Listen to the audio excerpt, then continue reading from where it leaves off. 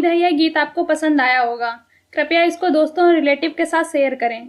अगर आपको किसी भजन पर प्रस्तुति चाहिए तो कमेंट करें। हम आपके लिए इस चैनल पर उस भजन को प्रस्तुत करने का प्रयास करेंगे।